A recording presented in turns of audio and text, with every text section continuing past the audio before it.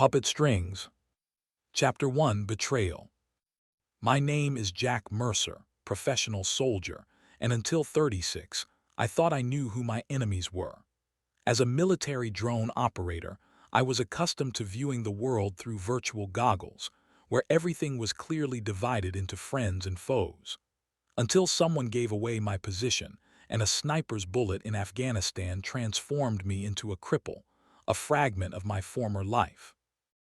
Now I'm bound to a wheelchair, and my gorgeous wife Emily, a brilliant neurobiologist, found me a job at her company, Neuralink Industries, where I was supposed to find my new calling, helping people. If I had only known what role was actually intended for me, I would have preferred to die where at least it was clear who the real enemy was. 1. The nightmare is always the same. Sand, scorching Afghan sand, crunching between my teeth. The dawn sky bleached to whiteness, and the sudden flash of pain between my shoulder blades, like a red-hot metal rod piercing my spine. I fall, unable to feel my legs, and topple face first into the dust. I try to scream, but the scream gets stuck in my throat. It's always at this moment that I wake up. And now, as always, I jerked awake, gasping, heart hammering against my ribs like it's trying to escape. Pre-dawn gloom barely seeped through the blinds. My t-shirt was soaked with sweat, fingers clutching the sheets in a death grip. And my legs, useless chunks of flesh below my waist, didn't even twitch. As usual. Next to me, an empty half of the bed. Emily had gone to work before dawn again, 5th time this week. I pulled myself up with my arms, found the flask of whiskey on the nightstand. Morning ritual. One swig is enough to dull the pain, not the physical one the painkillers handle that well, but the one gnawing at me from inside. The one that whispers I'm no longer a man, but a cripple, a burden to my wife, an object of pity for former colleagues. Outside, a fine rain drizzled, tapping against the windowsill monotonously and aimlessly, just like my new life. I pulled myself onto the specially installed overhead bars and transferred to the wheelchair. My own body felt like a traitor, strong soldier's arms and torso, and dead weight below the waist. Today is my first workday at Neuralink Industries, Emily's company. Or rather, the company where she works as a leading neurobiologist and where she secured a position for her crippled husband. Secured. That's exactly the word she used in a phone conversation with her mother, thinking I was asleep. I wheeled through the empty house, past the bedroom that now resembled a hospital ward with rails and medical appliances, past the bathroom where the shower had been retrofitted for a disabled person, through the living room where Emily and I used to sit in the evenings discussing the day, planning vacations, dreaming about children. Passing her vanity table, I caught an unfamiliar scent, a new perfume, more expensive than she used to buy. In the closet hung suits I'd never seen before, designer ones, with price tags that would have made our eyes bulge before. Much had changed since Emily got her promotion, since I became a burden. I caught my reflection in the mirror, gaunt face, sunken eyes, week-old stubble. God, how I hated that face, the face of a victim. I needed to shave, put on a clean shirt, look like a human being, not a cripple eliciting pity. While shaving, I contemplated the upcoming day at Neuralink Industries. Emily had explained that I would be an avatar operator, robotic machines for work in hazardous areas. It's almost like your drones, Jack, she had said with forced enthusiasm. Except instead of joysticks, control is executed through a neural interface. You'll think about movement and the avatar will move. Almost like in that old movie, remember. It will give you freedom. Freedom? What an interesting word she chose. As if I wasn't in a wheelchair but in prison. Perhaps that was exactly the case. 2. The car glided silently through the morning streets.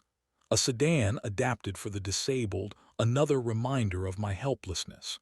Beside me sat Noah, the driver Emily had hired, a taciturn guy who pretended not to notice how I hated every second of the ride, every second of depending on others. Neuralink Industries towered over the Seattle skyline like a spaceship from the future, a glass tower with curved contours, seeming to flow into the sky. At the entrance, I was met by Nate Fisher, the last person I expected to see here. "Jack, you son of a bitch," Nate smiled, but his eyes showed a strange mixture of sympathy and guilt. "How long has it been?" "Nate, what the hell are you doing here?" He clapped me on the shoulder, trying to ignore the wheelchair. "Head of security, if you can believe it. After demobilization, I was looking for work, and then this opportunity came up. High technology, good salary." I looked at my former comrade in arms, trying to reconcile this polished manager in an expensive suit with the Nate Fisher I knew, the one with whom we'd lain in the sand under fire, covering each other. Something had subtly changed in him, or in me. "No one told me you worked here," I said. "Surprise," Nate forced a smile. "I asked them not to, wanted to show you around personally, like in the good old days, huh?" Good old days, when I had legs. Nate led me through an impressive lobby with holographic displays showcasing the company's technologies. Employees in stylish clothes bustled back and forth, some casting curious glances at me. On their faces, I saw that special smile every disabled person recognizes, a mixture of sympathy and awkwardness, a desire to help but also to quickly look away, as if disability were contagious. "Mr. Thorne personally expressed interest in your arrival," Nate said, calling the elevator. "Thorne, the company director." I was surprised. Why would the head of a multi-billion-dollar corporation be interested in an ordinary operator? Nate shrugged, avoiding my gaze. "He always keeps track of talent, especially former military with remote operation experience." In the elevator, Nate began talking about the company, scientific developments, rescue operation projects, plans to create next-generation avatars. I half listened. Something in his voice and how carefully he chose his words put me on alert.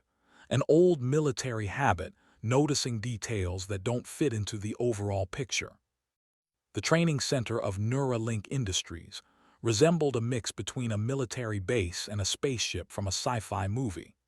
A spacious room with dozens of workstations, each equipped with a chair reminiscent of a dental chair, with a neural interface. A complex contraption resembling a helmet with numerous thin electrodes. And the avatars, humanoid robots lined up against the far wall. Here and there, technicians in blue jumpsuits could be seen conducting setup or diagnostics. "Impressive, right?" Nate lightly punched my shoulder. "This is where you'll be connecting."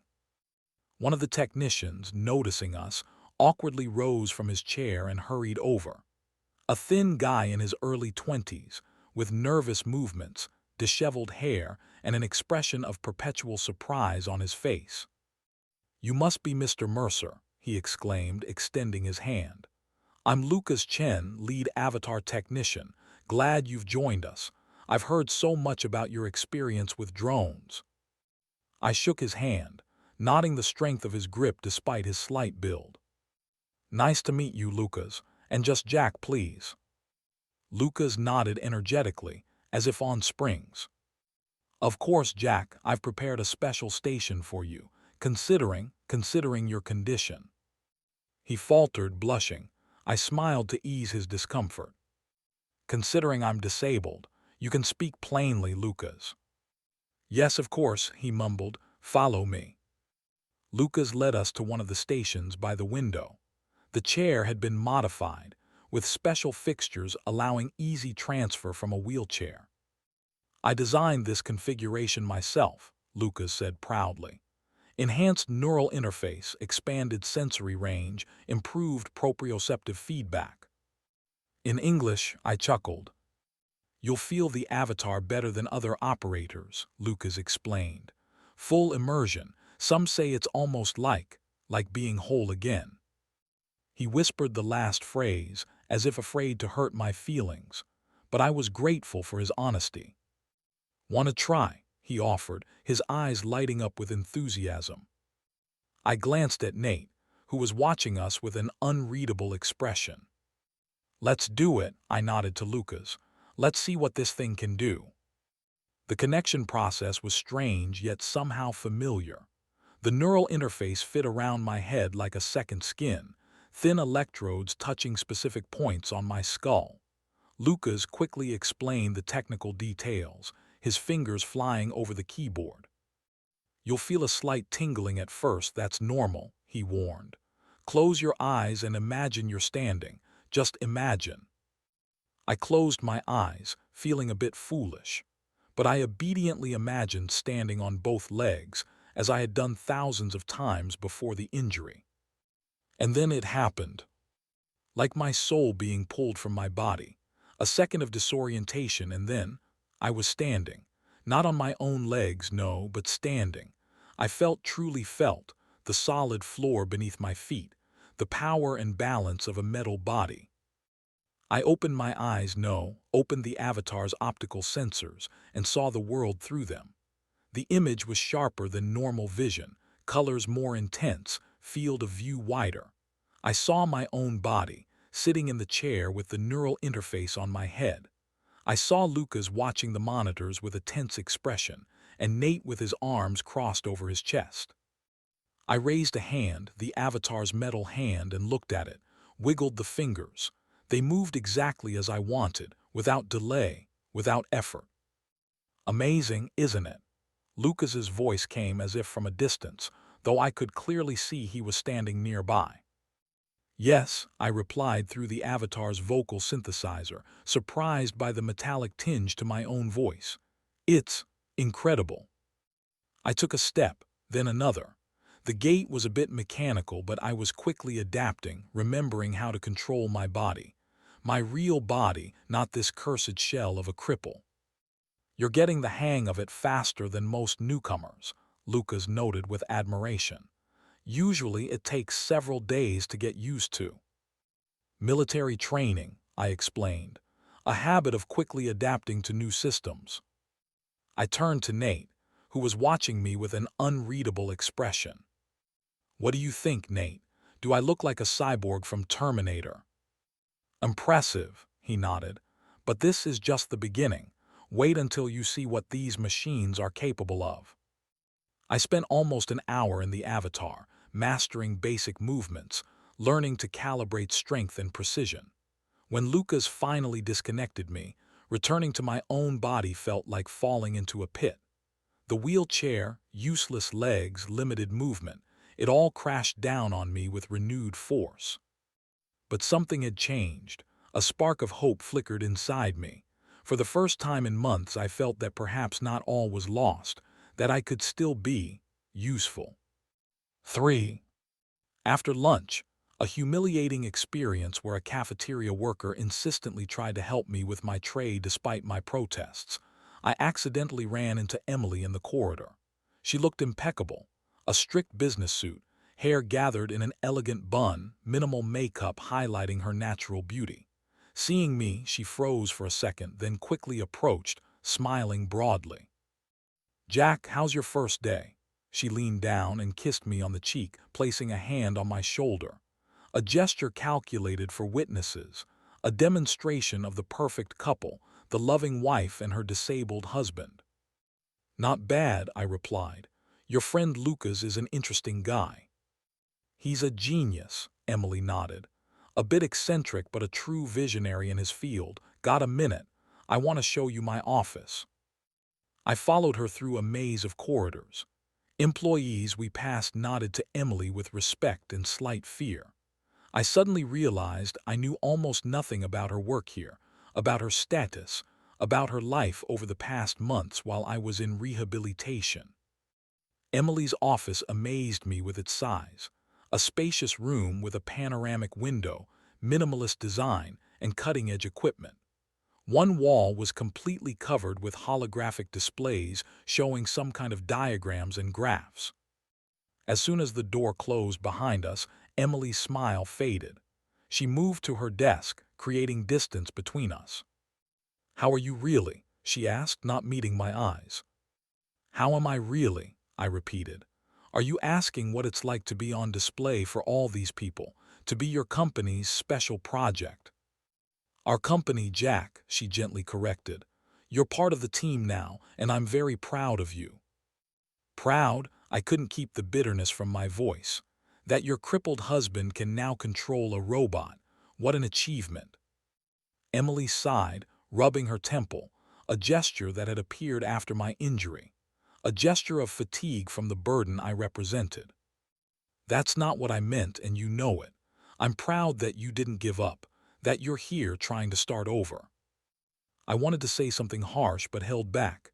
She was right, I was here trying. Tell me about your work, I changed the subject. What do all these diagrams mean?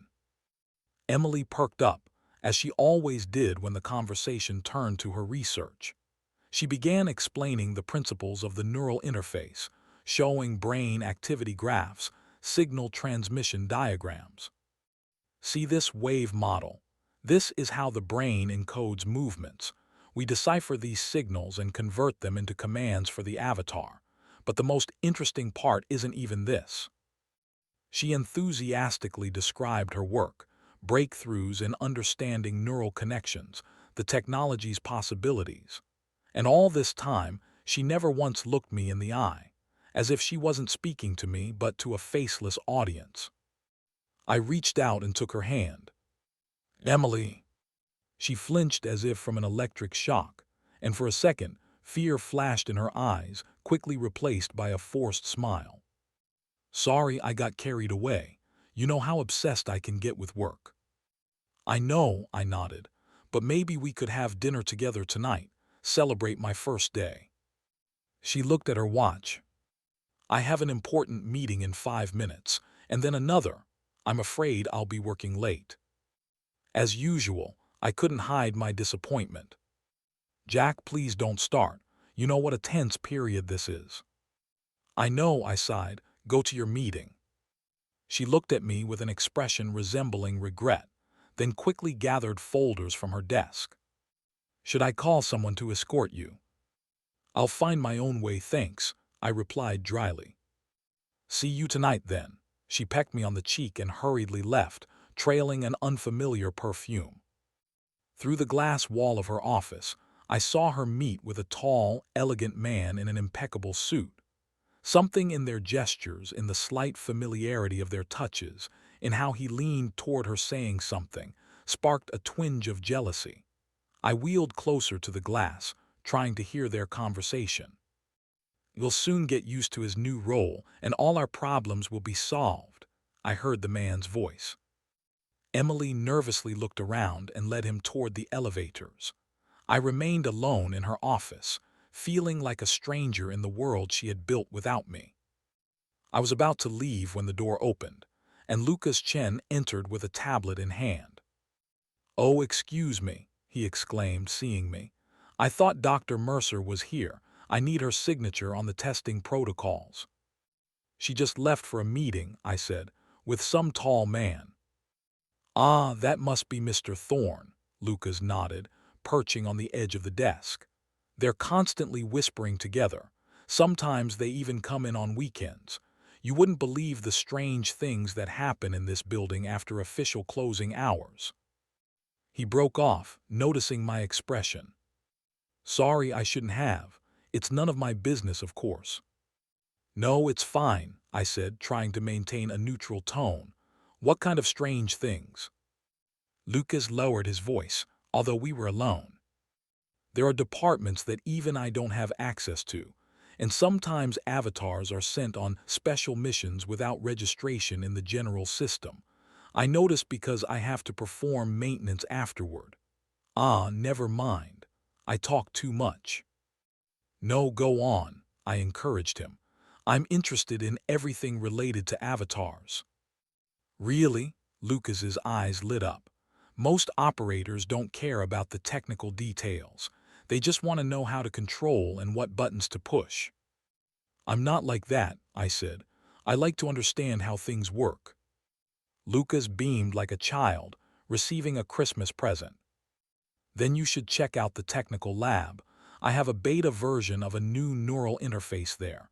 I could show you. If you're interested, of course. I smiled, for the first time that day, sincerely.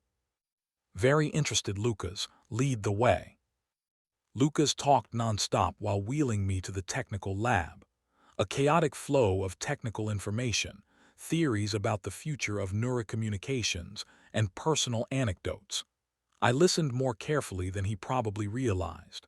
Something about this odd genius's sincerity touched me, and more importantly, I sensed he could become a valuable source of information. Because somewhere deep inside, I was beginning to feel that something was wrong at Neuralink Industries, and that my wife wasn't who I thought she was either. 4. After an intensive technical tour from Lucas, I headed for a mandatory medical examination. The company's clinical department was located on one of the lower floors, a sterile space resembling a space station more than a hospital, with state-of-the-art equipment and minimal personnel. Dr. Sarah Miller waited for me in the examination room, a petite, fragile woman in her early 50s with perfect posture and surgeon's hands surprisingly strong for her age and slight frame. Her gray hair was pulled into a tight bun, and her face with barely noticeable Asian features appeared calm and inscrutable. Only her eyes, dark, shining, betrayed deep fatigue and something else: sadness. "Mr. Mercer," she nodded with a slight smile. "I'm Dr. Miller, head of the neuromedical department. Glad you've joined our team." Her voice was soft, with a barely perceptible accent. "Just Jack, please," I said, already tired of formalities. "As you wish," she nodded. "Let's conduct a standard examination. I need to assess how your nervous system is responding to the neural interface after your first connection." She worked methodically and efficiently, checking my reflexes, reading data from a tablet, asking precise questions about my sensations while connected to the avatar.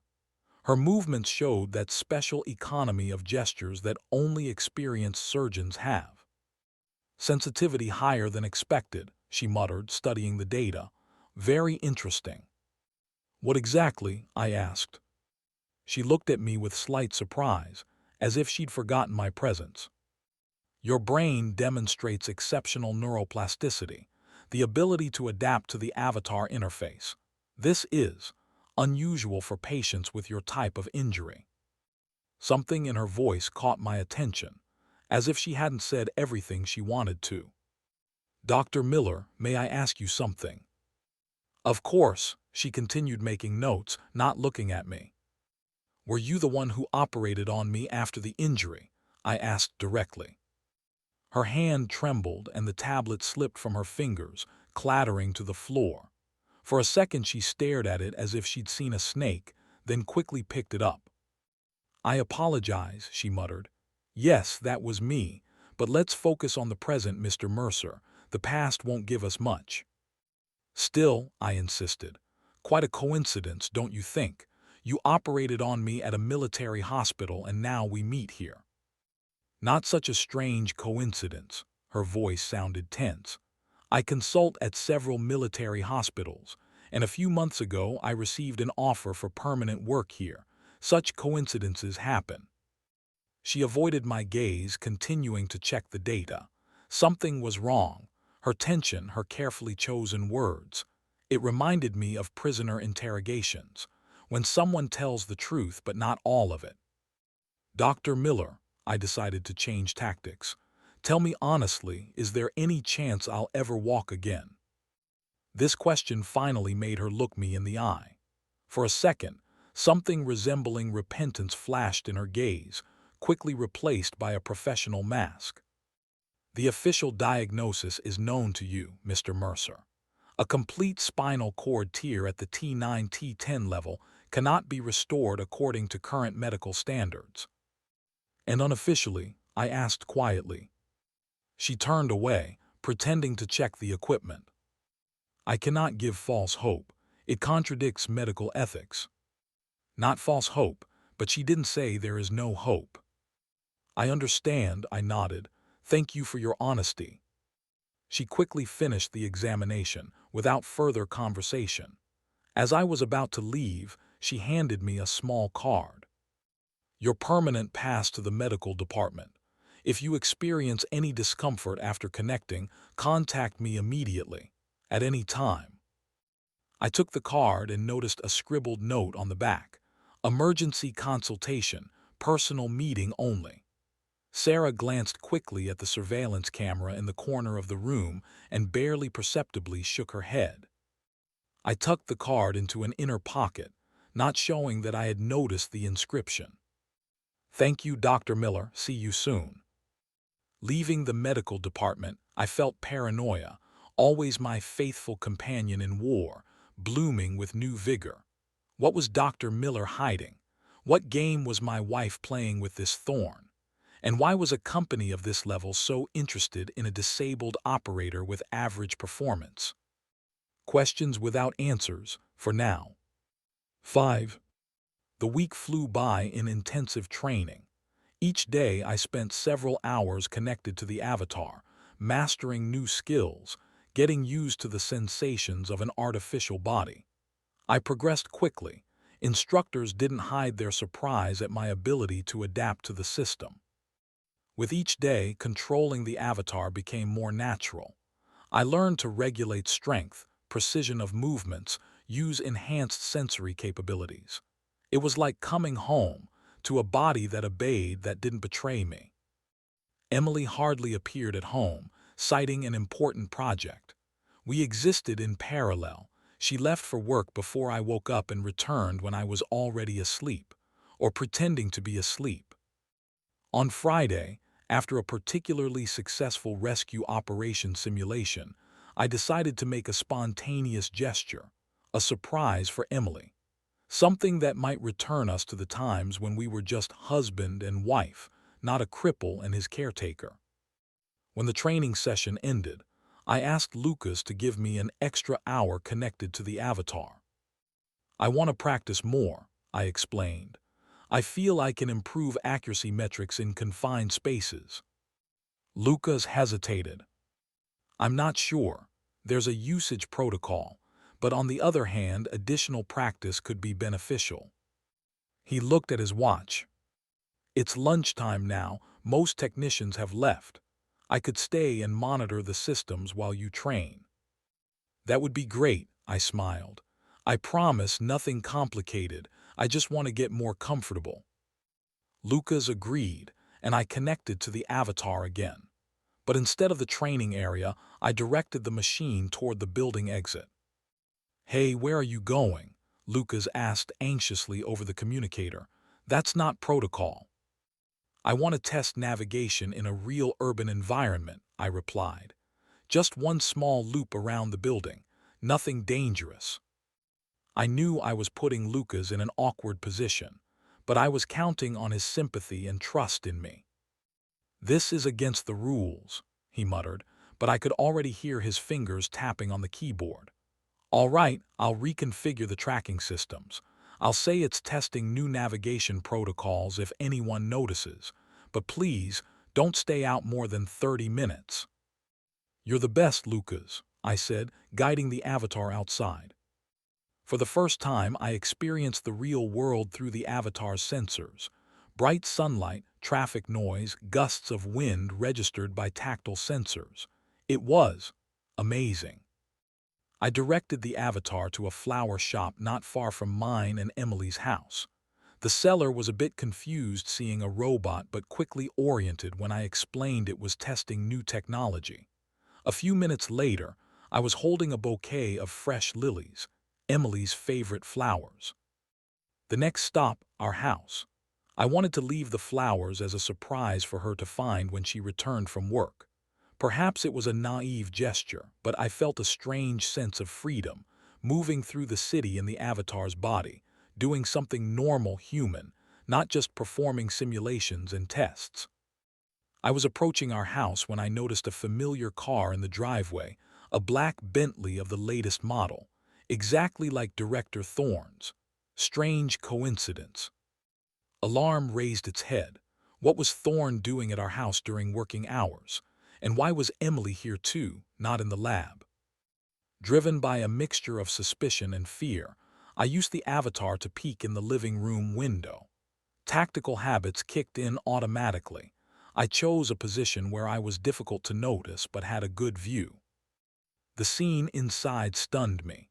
Emily and Thorne sat on the couch, too close to each other. They were discussing something with folders of documents spread on the coffee table. A normal work meeting, possibly, but why here, not at the office? I activated the avatar's enhanced hearing, one of the functions Lucas had described with special pride, and I heard their conversation as clearly as if I were in the same room. Our sniper performed the task perfectly, Thorne was saying, stroking Emily's shoulder. Your husband received exactly the kind of injury we need. Now he's completely in our hands. Soon we'll implant the full version of the chip and he'll become our best operator, without even suspecting it. I froze, not believing my ears. Our sniper performed the task perfectly. They were talking about me, about my injury, as a planned operation. Emily flinched but didn't object. And of course, complete memory erasure after each mission, she asked, and I barely recognized her voice, cold, professional. Naturally, replied Thorne. As with the other 11, perfect executors for delicate tasks, traceless eliminations, untrackable operations. And for them, these are all training missions, virtual. And then we press a button and they completely forget what they did. The perfect plan. Right, darling. The avatar's legs buckled. I nearly fell. My world was crumbling in an instant. My injury wasn't an accident. My wife participated in this. My entire nightmare was part of a coldly planned experiment. I wanted to burst inside, grab Thorne by the throat with these metal hands, squeeze until I heard a crunch. I wanted to scream, demand explanations from Emily. How could she? Why? What for? But the tactical part of my consciousness, the one that had saved me in combat dozens of times, took over. I backed away from the window, forcing the avatar to move smoothly and quietly. My first task, survive, gather information, plan actions. These were no longer my wife and her boss. These were enemies, and I was in enemy territory, wounded but not broken. Zix. Each step of the avatar on the way back to Neuralink Industries was a struggle. Inside me raged a hurricane of emotions, rage, the pain of betrayal, bitterness from realizing my own helplessness. My mind refused to accept what I'd heard, but my heart already knew the truth. Reaching the company building, I turned the avatar over to the technicians, mechanically answering Lucas's questions about the testing. He was so engrossed in the data that he didn't notice my condition. After disconnecting from the system, I felt physically sick. The training session was officially over, and Nate offered to drive me home. You look like you've seen a ghost, he remarked as we headed to the elevators. Everything okay? Tired, I replied briefly. Thanks, but I'll manage on my own. I want to be alone. Nate didn't insist, and I was grateful to him for that. The last thing I needed now was to explain myself to a former comrade in arms who might also be involved in this conspiracy. I left the building and directed my wheelchair to the park across the street. I needed time to think, assess the situation, plan my actions. The day was fading into evening. People hurried home after work, happy, whole, unsuspecting that their world could collapse in an instant from the betrayal of the closest person. My life in the past few hours had split into before and after, just as it once split into before and after the injury. Only now I understood that the injury too was part of someone's plan. My disability, my pain, my struggle, all were the result of cold calculation. The phone in my pocket vibrated. Emily was calling for the third time. I didn't answer. What could I say to her now? Hi, honey, I know you're cheating on me and helped organize my crippling injury. Rain began to fall. Large drops hit my face, mixing with unbidden tears of rage. I didn't notice I was soaked through, didn't feel the cold. Inside me burned a fire of hatred that no weather could extinguish. I recalled my military training, numerous missions behind enemy lines. Back then everything was simple. We knew who the enemy was. Now the lines had blurred. My wife, my support, my closest person turned out to be a traitor. The company that gave me a second chance was using me as a guinea pig. But I wasn't helpless. Even now, in a wheelchair with paralyzed legs, I remained a fighter, and I had an advantage. They didn't know I had discovered them. The first rule of survival in enemy territory: let the enemy not suspect they've been exposed. I would play the role of a grateful cripple, amazed by the new possibilities. I would smile at Emily, follow the instructor's directions, demonstrate progress and loyalty. Meanwhile, I would seek allies. Dr. Miller was clearly hiding something, and her secret message could be a key. Lucas, for all his naivety, could become a valuable source of information. And who knows, maybe Nate wasn't as loyal to the company as he seemed. I took out my phone and finally answered Emily's call. "Sorry, honey," I said in a voice that sounded normal, even warm. "Stayed for extra training. I'll be late, don't wait up." "Jack, where are you?" Her voice showed concern, genuinely sounding concern. God, what an actress. "I called Lucas. He said you left a long time ago." "Decided to tour the city," I replied casually. "Haven't been out in the fresh air in a while. Met an old friend, we're having drinks. Don't worry, I'll take a taxi." "You're drinking," disapproval crept into her voice. "Jack, with your medications." "Just a couple of glasses," I interrupted. "I'm fine, really. See you at home." I hung up and my face instantly lost all expression. My eyes stared unseeingly at the rain drumming on the wheelchair's armrests. I remembered an expression used in special forces: adapt and overcome. Now the situation demanded cold calculation and patience. I made a vow to myself. I would uncover the whole truth, find evidence, and bring to justice everyone who participated in this conspiracy. Starting with my beloved wife. I directed my chair toward the metro station, taking Dr. Miller's card from my pocket. On the back was a scratched phone number, obviously not connected to Neuralink Industries' official channels. The rain intensified as if nature was mourning my lost life, but I wasn't looking back anymore. Ahead was war, and I intended to win it, even if I had to fight from this damned chair. This wasn't just betrayal, it was a challenge, and I was accepting it. Chapter 2: Reconnaissance. 1. The old traditional Chinese medicine clinic smelled of sandalwood and something bitter astringent. I barely squeezed my wheelchair through the narrow door. The building clearly wasn't designed for people like me. The bell above the entrance jingled, as if warning of my arrival. In the dim light, I made out Dr. Miller's silhouette among glass cabinets with jars of herbs and ancient medical instruments. "Mr. Mercer," she said quietly, "I'm glad you decided to come." She looked different than in the walls of Neuralink Industries, simpler, more natural, and at the same time, older, as if she'd removed a mask along with her white coat, revealing her true face. "There are no cameras or bugs here," she said, pouring green tea into tiny cups. "I check every day." The doctor placed a cup in front of me, from which aromatic steam rose. Her hands trembled, but her eyes were steady. "You want to tell me something, Dr. Miller?" It wasn't a question. She slowly nodded, as if deciding to jump into icy water. "Yes, I operated on you after the injury, but not quite as you were told." I gripped the wheelchair's armrests so tightly, my knuckles turned white. "Under duress, I implanted an experimental neurochip designed by your wife. This isn't a standard medical protocol.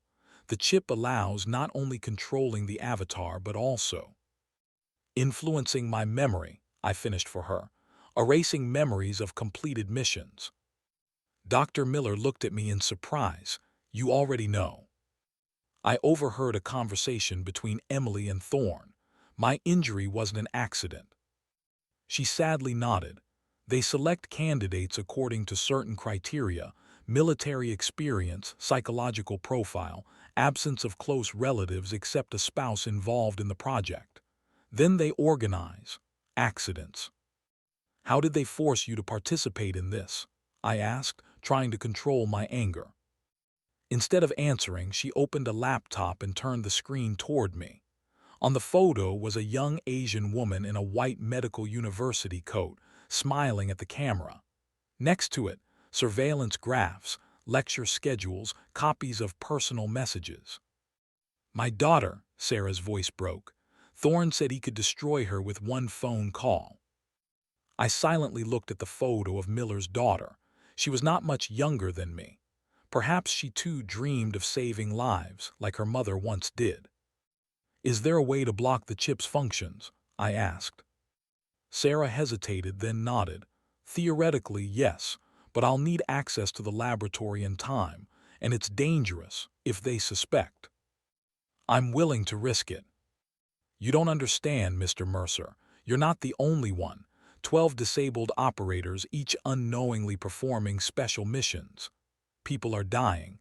High-profile, influential people. Officially accidents. They're using me as an assassin. I wasn't asking but stating. She turned away, unable to meet my gaze. There's something else, she said after a long pause. Your injury, it's not quite what they told you. I froze. What do you mean? There is nerve damage but no complete spinal cord tear.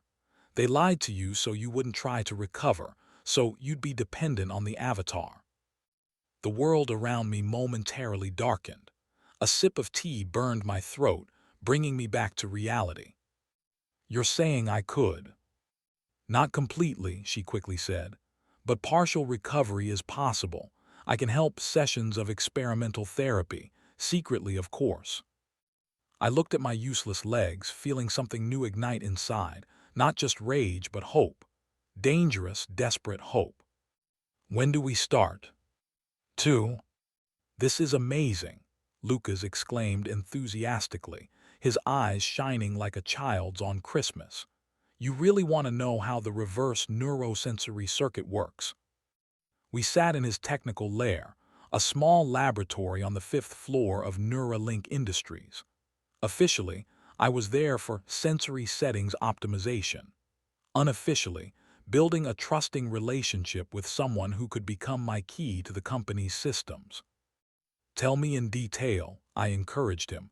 I'm interested in the whole process. Lucas literally lit up. Tech guys like him rarely encounter genuine interest in their work. Most people just need to know the on button. Look, he unfolded a three-dimensional avatar model on the screen. The standard protocol provides for a 0.4 millisecond delay between the brain impulse and action. But I modified the compensation algorithm, and now the delay is only 0.13 milliseconds. He spoke quickly, falteringly, jumping from topic to topic, but I carefully followed his thought. To an unprepared person, his explanations would sound like an alien language, but my military experience with high-tech equipment helped me grasp the essence. Can these avatars act autonomously? I asked casually.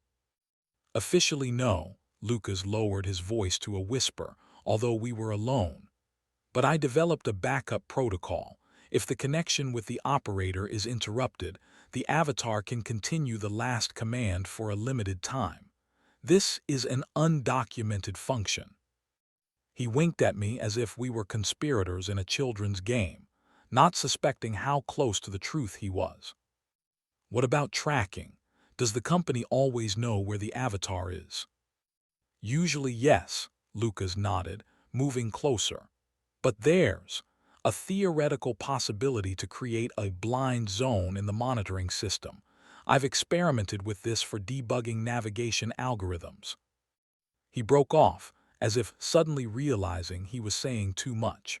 But the desire to share with an understanding interlocutor overcame caution. Want to see something really cool? Lucas lowered his voice to a whisper. Just don't tell anyone. He pulled out a small metal case from under his desk and opened it, showing a miniature device resembling a palm-sized drone. My personal project, he said proudly. An autonomous surveillance module, can track an object for up to 72 hours without recharging, transmitting an encrypted signal, completely invisible to standard detection systems. Lucas, you're a genius, I said sincerely. He smiled shyly, but it was clear how much he blossomed from the praise. I have lots more ideas. For example, if you integrate a quantum encryptor into the communication system, you can create a completely secure data transmission channel. I listened to him, feeling a mixture of admiration and regret. Lucas was truly brilliant, but naive. He didn't understand that his talents were being used for criminal purposes. He didn't realize that by creating his amazing devices, he was becoming an accomplice to murders. But soon, I hoped, he would understand. And then I would need not only his genius but also his straightforward indignation. 3.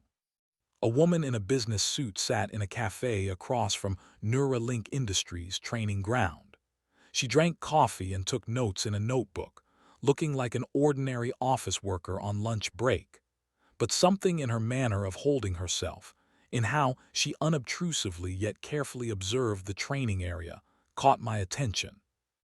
I was on a scheduled urban maneuvering training, controlling the avatar through an obstacle course simulating an urban environment. The route involved passing by the cafe. When I walked by, the woman briefly looked up and our eyes, rather my optical sensors, met. In that gaze I saw professional assessment, the way colleagues look at each other, the way one of our own looks. At the next training session, she appeared again, now in different clothes but with the same focused observation manner. She typed something on her phone, occasionally taking photos like an ordinary passerby. I decided to take a risk. Using an untrackable route developed with Lucas's help under the guise of optimizing the navigation system, I directed the avatar to follow her when she left the cafe. She noticed the surveillance almost immediately. This confirmed my suspicions about her professional training. But instead of trying to shake me off or call the police, she calmly stopped at a newsstand, bought a newspaper, left a note on a table, and walked away at a measured pace. I picked up the note, parked blue Ford 3 blocks from here, 20 minutes. It could be a trap, but it could also be a chance to find an ally. I directed the avatar to the indicated location, constantly scanning the surroundings for an ambush. The blue Ford was exactly where she said it would be. The same woman sat behind the wheel. I stopped the avatar next to the car, ready to activate the emergency shutdown protocol developed by Lucas at any moment. The woman lowered the window and looked directly into the avatar's optical sensors. "I'm Veronica Shaw," she said without preamble. "And who are you?" I hesitated. How much could I trust her? "Avatar operator," I replied through the voice synthesizer. "Name?" she demanded. "Does it matter?" "Perhaps." I remained silent, and she nodded understandingly. Caution is a good quality, especially when working for Neuralink Industries. "You're watching the company," I stated. "I'm conducting an unofficial investigation into a series of suspicious deaths," she said. "All threads lead to Neuralink Industries, but I have no evidence. The Bureau thinks I'm paranoid." She showed me a tablet with files, photos of the deceased, data indicating the company's involvement. "What do you want from me?" I asked. "Information, evidence, anything that will help stop them before more people die." I studied her face through the avatar's sensors, hard, determined, with a shadow of fatigue. In her eyes burned a fire I knew well, the fire of a hunter for truth, however ugly it might be. "I may have access to certain information," I said cautiously, "but I need guarantees." "What kind?" "Immunity, not just for me but for several people who can help. They didn't know what they were involved in." Veronica thought for a moment. "I can't give official guarantees without evidence. But unofficially, if the information leads to actual arrests, I'll do everything possible to protect the sources." It wasn't ideal, but the best I could hope for. "How do I contact you?" I asked. She handed over a miniature communicator the size of a button. "Encrypted channel, works at close range, invisible to standard scanners, military development." I took the device with the avatar's metal hand. "Why do you trust me?" Veronica smiled faintly. "I don't, but I have few options, and I'm good at reading people even when they speak through a robot." She started the engine. "Be careful, these people stop at nothing." I nodded the mechanical head and stepped back, allowing her to drive away. Watching the departing car, I contemplated the risks. Could Veronica be working for Thorn? Was this an elaborate game to identify disloyal employees? Or was she really who she claimed to be, a lone fighter for justice from the FBI, desperately in need of allies? In any case, she was a pawn I could use in my game against Neuralink Industries. 4. To the good old days. I raised a glass of whiskey, looking at Nate Fisher across the table. The dimly lit bar was crowded after work hours, the perfect place for a conversation that shouldn't be overheard. Music and the hum of voices created a natural sound curtain. "To better times," Nate smiled crookedly, clinking glasses with me. We drank. The amber liquid burned my throat, spreading warmth throughout my body. I hadn't drunk since I got in this chair. Doctors forbade it because of the medications. But today I needed a clear-headed Nate and his loosened tongue. "How did you even end up at Neuralink Industries?" I asked, pretending to just make conversation. Nate stared into his glass, as if looking for an answer there. "It was tough after demobilization. You know how it is." I did know. They train us to kill and survive, but not to return to normal life. "Got by with odd jobs," he continued. "Security at a nightclub, then construction. Drank too much. Lisa couldn't take it and left." "I'm sorry," I said sincerely. He waved it off. "Shit happens. Anyway, I was at rock bottom when Thorne found me. Offered a job, decent salary. Said my military training was exactly what he needed." I took a sip, watching as Nate downed his glass entirely and immediately ordered another. "And how did you learn about me?" Nate's face momentarily tensed. "By chance. Saw your name on a list of potential employees." A lie, the first direct lie of the evening. "Come on, Nate," I leaned forward. "We were under fire together. Don't treat me like an idiot." Alcohol was already affecting him. His eyes grew hazy, movements less coordinated. He drank like someone accustomed to drowning something inside himself. "Fine," he lowered his voice. "Thorne asked if I knew you. Showed your dossier, said you were the perfect candidate for the Avatar program. Asked me to contact you as soon as you left the hospital." "When was this?" "About a week after your injury." I kept my face impassive, though internally I was seething. A week after the accident, they were already planning my future. "And you didn't ask why me specifically?" Nate clearly felt uncomfortable. "He said he wanted to give you a second life, a new purpose. That you'd be ideal because of your experience with drones." He took a large gulp. "I believed him, Jack. I thought I was helping a friend." Perhaps that was the truth, or a very skillful lie. With Nate, you could never be sure. That's why he was valued in special operations. "And then," I asked, pouring him more whiskey, "the job turned out not quite as expected." "I just do my job," he replied evasively. "Like in the army," I pressed, "without asking questions, even when strange things happen." Nate sharply looked up. "What strange things?" "Come on, Nate. You're head of security. You see everything that happens in the building. Secret meetings, closed rooms, strange equipment movements at night." He pretended not to understand, but I caught a shadow of concern in his eyes. "It's a high-tech company, Jack. There's always some weird stuff going on." "And it never bothered you what the avatars are really used for?" Nate froze, glass halfway to his mouth. rescue operations, work in dangerous zones. And that's all. I looked him straight in the eye. No special missions, no unexplained coincidences. Alcohol had done its job. His defenses were crumbling before my eyes. I thought we were doing something good, Jack. I swear I didn't know. He didn't finish, but it was an admission. Nate suspected something but turned a blind eye, a typical reaction of a soldier accustomed to following orders. I decided to go all in. What do you know about Sector Alpha? The effect was immediate. Nate sobered up visibly. Forget you heard that name, his voice turned harsh. Seriously, Jack, for your own safety. So it exists. I didn't say that, Nate cut off. And I never will, especially after. He broke off as if he'd said too much. After what? I leaned forward. Nate sighed heavily, struggling with himself. Listen, you're my friend. You saved my life in Afghanistan, so I'll tell you just one thing: be careful, don't ask questions.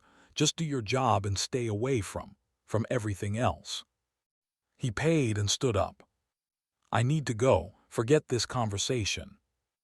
I watched him leave, swaying slightly. In his words I heard not only a warning but also fear. Nate Fisher, a man who would unhesitatingly throw himself under fire, was frightened. This said more about Neuralink Industries than any words could. 5. Jack, you've been acting strange lately. Emily looked at me across the table. We were having dinner at home, a rare occasion when she returned from work on time.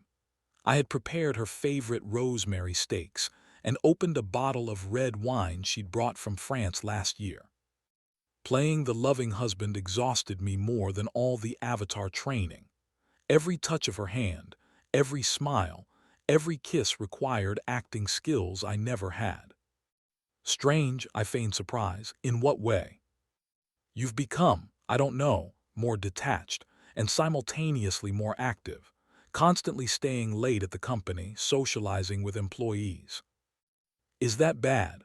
I took her hand, forcing myself not to recoil in disgust.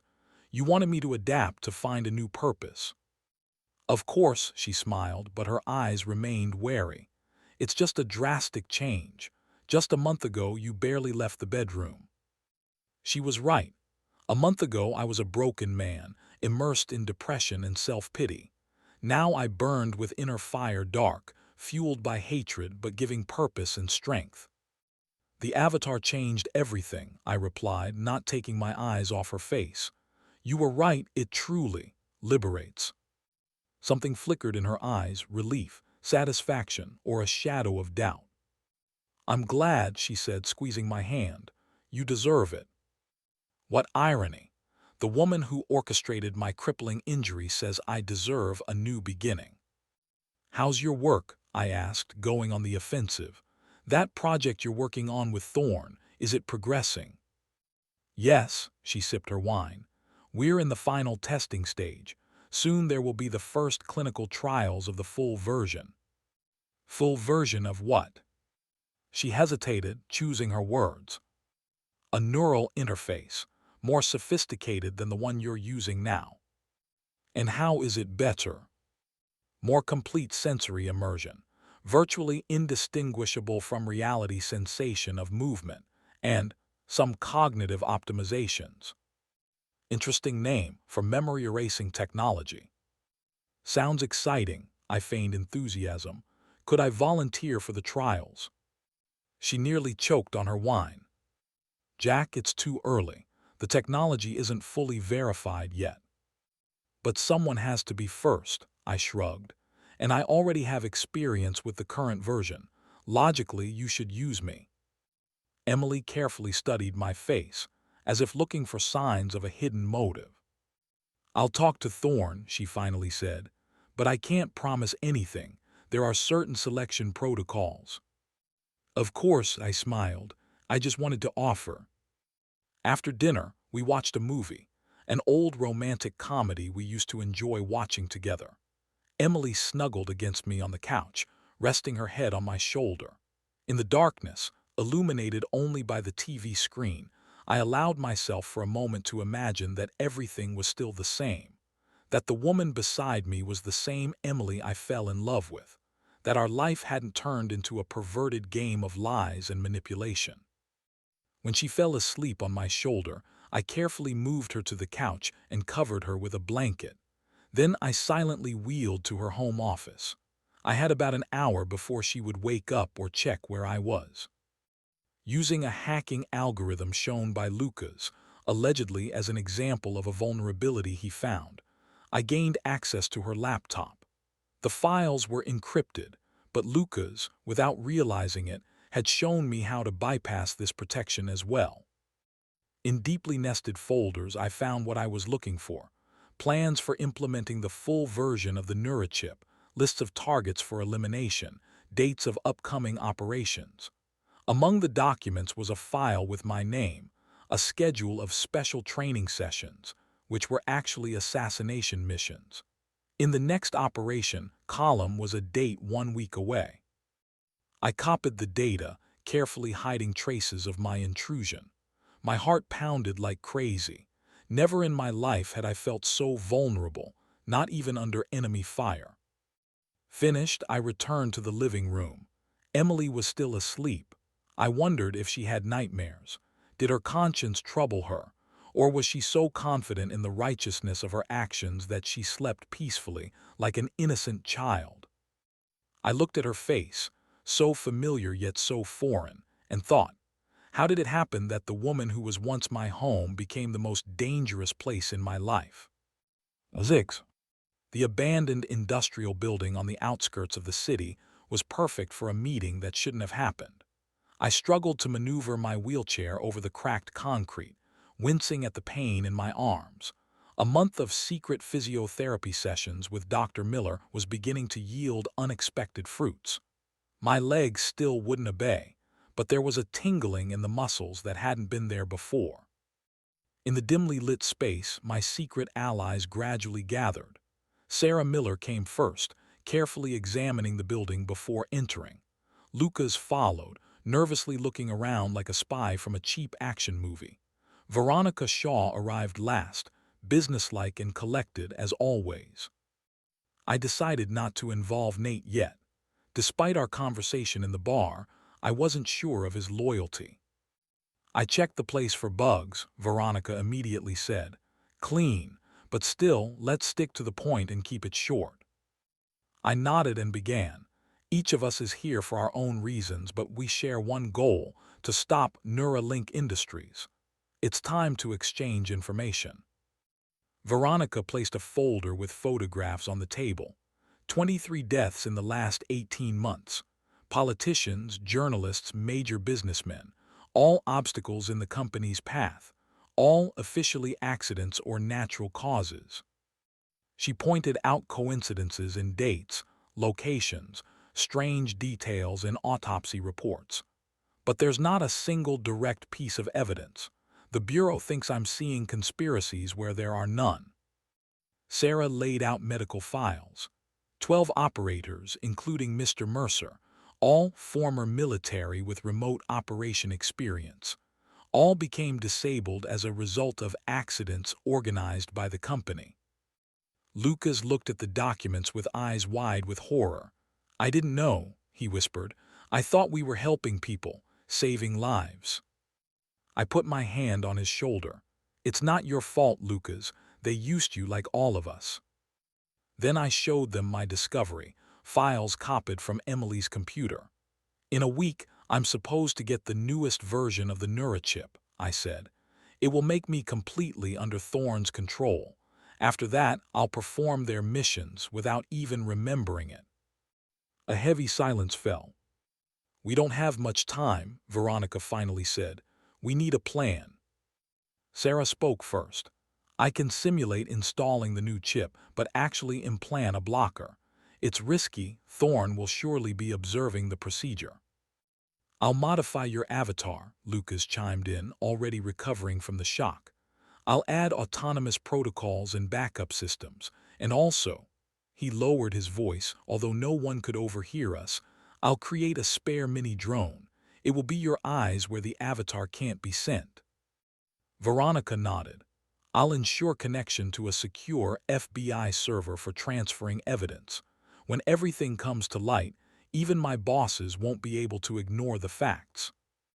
What about Nate Fisher? Asked Sarah. He controls the security systems. Without his help, we won't penetrate Sector Alpha. I'm working on it, I replied. He knows more than he's saying and he's gnawed by guilt. I think when the time comes, he'll make the right choice. The plan was bold and dangerous. So much could go wrong, but there was no time to find another solution. There's one more thing, Sarah quietly said when we finished discussing the details. Your physiotherapy, Mr. Mercer. You're progressing faster than I expected. We concluded the meeting, agreeing on ways to communicate safely. We left the building one by one, at different times and by different routes. When everyone had gone, I remained alone in the dim space. Outside, rain began, hitting the rusty roof in metallic drops. I looked at my legs, concentrated, and managed to slightly wiggle the toes of my left foot. A small victory, a tiny step toward freedom, but even with partially paralyzed legs, I no longer felt helpless. I had a purpose, a plan, and allies. In a week, everything would change. I would either restore justice or lose the last remnants of myself in the labyrinths of another's will. I had no choice, only the path forward through pain, through betrayal, through lies. To truth, to vengeance, to freedom. Chapter 3: Preparation. 1. The night park was empty and silent. Only the rustle of leaves under the wheels of my chair disturbed the quiet. I had chosen the spot carefully, a distant alley without surveillance cameras with a good view of all approaches. Tactical habits die last, even when your battlefield is a wheelchair. Nate appeared right on time, military punctuality. He walked, looking around warily, hand under his jacket, surely on the grip of a pistol. He doesn't trust me. Smart move. What the hell, Jack? He stopped several steps away from me. Midnight meeting, come alone. What spy games are these? Instead of answering, I handed him a tablet with files copied from Emily's computer. He took the device with suspicion, turned on the screen. His face changed as he scrolled through the documents, disbelief, shock, anger. What the fuck is this? He whispered. It's fake, must be. You know that better than I do, Nate. I looked straight into his eyes. You've worked there longer, seen more, noticed oddities but turned a blind eye. Nate threw the tablet back onto my lap. You're crazy. This is some paranoid delusion. Thorne creates technologies that save lives. And takes others. I opened the file with names of eliminated targets. Right here, look. Thomas Sheldon, journalist, died in a car accident 3 months ago. Do you remember him? Nate paled. What are you talking about? You participated in organizing his murder, Nate. You thought it was a security systems training. They told you it was a simulation. But the car that crashed into his vehicle was controlled by an avatar. Horror of recognition flashed in Nate's eyes. How do you? It gets worse, I interrupted. Next month they plan the natural death of Senator Holden. Guess who's providing the security perimeter? Nate sat on the bench beside me, as if his legs had given out. God, I thought we were doing something good. I believed Thorne. We all believed someone, I said quietly. I believed my wife, who, as it turns out, sleeps with him and helped organize my injury. Nate raised a stunned gaze to me. What? The sniper in Afghanistan wasn't an insurgent. It was a Neuralink Industries operative. They selected me as the ideal operator, and my injury was a carefully planned operation. Emily knew. She helped them. I spoke calmly, but inside I burned with pain and rage.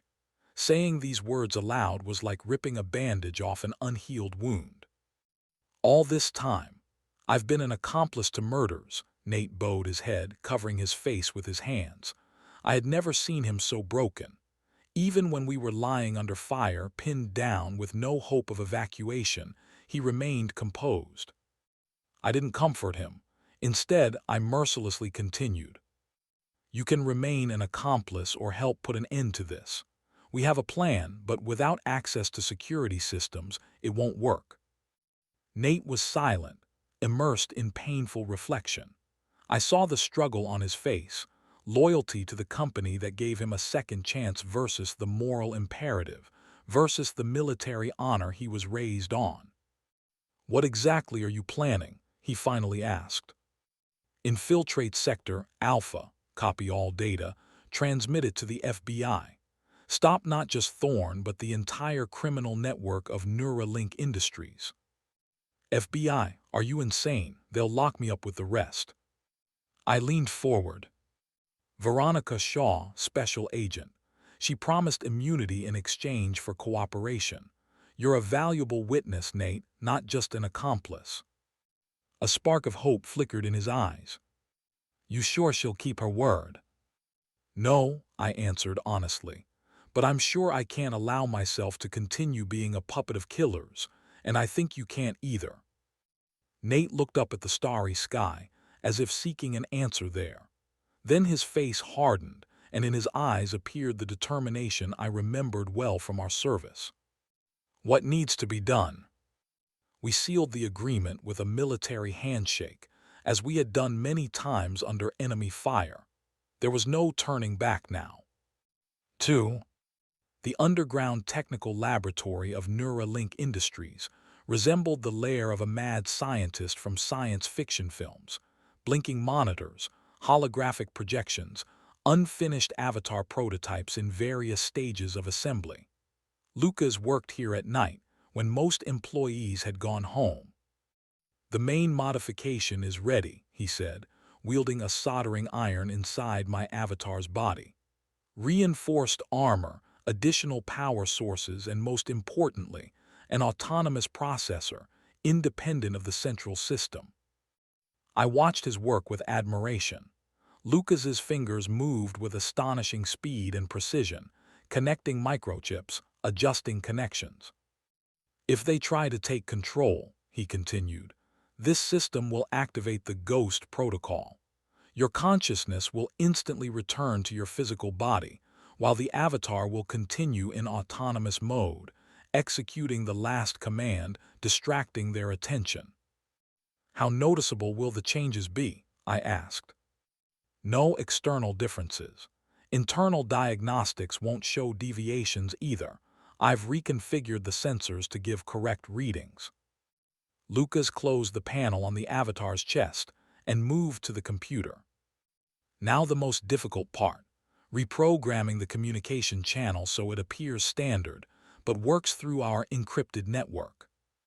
His fingers flew over the keyboard, lines of code on the screen replacing each other at dizzying speed. It was strange to observe how this socially awkward, odd guy transformed when working with technology. Done, he exclaimed after 20 minutes of intense work. Now for the most interesting part.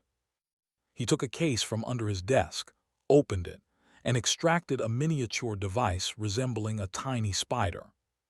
This is a surveillance drone. I've disguised it as a regular courier droid, plenty of which are in the building, but inside, completely different guts.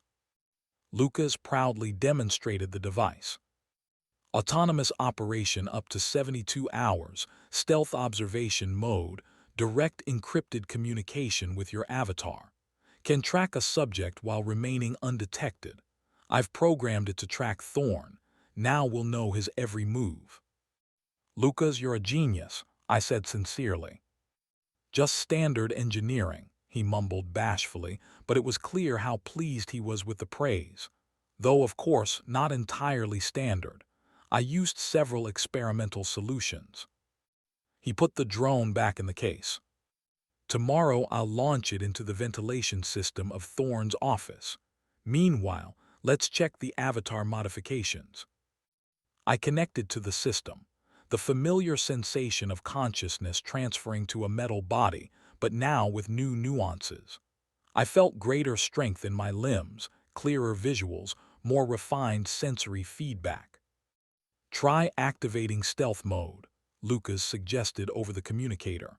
Mentally visualize a triangle inscribed in a circle as we practiced. I concentrated, and something clicked in the system. The indicators on Lucas's monitors changed. "Excellent," he exclaimed. "Now you're invisible to Neuralink Industries' surveillance systems. They think you're still connected to diagnostics in the lab." I took a few steps, testing the avatar's new capabilities. The movements became smoother, reactions instantaneous. I felt stronger than ever since the injury. "Tomorrow we'll conduct final tests," said Lucas, looking at the clock. "Need to wrap up. The morning shift will start soon." Before disconnecting, I asked, "Lucas, do you understand what we're doing? How dangerous it is?" He grew serious, momentarily seeming older than his years. "I understand, Jack. I'm not as naive as I seem. They used my inventions to hurt people. I need to fix this." In that moment, I realized Lucas wasn't just a technical genius. He was a person with a moral compass who couldn't continue living knowing the truth about his work. I disconnected from the avatar, returning to my own body. So far, everything was going according to plan. 3. The day of the operation arrived. I woke up with a feeling of leaden heaviness in my stomach. Emily, unusually attentive, prepared my favorite breakfast, scrambled eggs with bacon and freshly squeezed orange juice. "Today is a special day, dear," she said with a smile that sent chills down my spine. "After the chip upgrade, you'll feel like a completely new person." A completely new person. An interesting formulation for someone who planned to erase my personality and turn me into an obedient assassin puppet. "I'm a little nervous," I confessed, playing the role of a trusting patient. "Is it safe?" "Absolutely," she assured me, kissing the top of my head. "I personally checked all the protocols. Dr. Miller is the best neurosurgeon in the country. You're in good hands." An impressive commission gathered in Neuralink Industries' medical department. Leading neuroengineers, technicians, Thorne himself observed the procedure from a special room behind glass. In his eyes, I noticed the cold interest of a naturalist observing the reaction of an experimental animal. Sarah Miller looked impeccably professional, pristine white coat, mask, hands in sterile gloves. Only a barely noticeable tremor betrayed her tension. "First, we'll administer light sedation," she explained to those gathered. "Then we'll activate the existing chip and replace its program core with the new version. The procedure will take about 40 minutes. I lay on the operating table, listening as Sarah explained each stage. For the spectators, this was a standard protocol. In reality, a perfectly rehearsed performance. "Beginning sedation," Sarah announced, administering the drug through an intravenous catheter. I felt drowsiness. The medication was real, but the dose calculated to create only the appearance of medicated sleep. I needed to remain conscious, albeit with closed eyes. Through half-closed eyelids, I saw the team bustling around, saw Sarah virtuosically substituting key components. Externally, everything looked flawless. Monitors showed normal readings. The new chip successfully integrated with the nervous system. In reality, Dr. Miller was implanting a blocker, secretly developed by her, which would prevent any attempts to manipulate my memory. "Integration complete, indicators stable," Sarah reported after 40 minutes of intense work. "Patient is regaining consciousness." I slowly opened my eyes, feigning disorientation and slight grogginess, exactly the reaction observers expected to see. Thorne came down to the operating room to personally check the result. He stood at the head of the bed, his cold eyes studying my face. "How do you feel, Mr. Mercer?" he asked with a professional smile. "Good, sir," I replied with mechanical precision and emotionlessness, exactly how a person with a modified brain should respond. He asked a series of questions: my name, date of birth, basic cognitive tests. I answered evenly, without emotion, like a programmed automaton. Excellent, Thorne turned to Emily, who stood nearby. Your work, as always, is impeccable. She accepted the compliment with professional restraint, but I noticed a momentary shadow in her eyes. Could it be doubt, regret, or was I just wanting to believe that? Recovery will take several hours, said Sarah.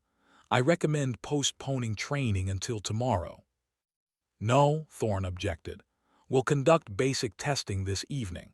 The sooner we confirm successful integration, the better. His tone brooked no objection. Sarah nodded, casting a quick glance at me. We both understood our plan had just accelerated. We had no time for additional preparation. The game had begun. 4. Evening of the same day. I was summoned to Thorne's office, a luxurious space on the top floor with a panoramic view of the city. I slowly wheeled in, maintaining a blank expression. Thorne stood by the window, his back to me, looking at the city lights.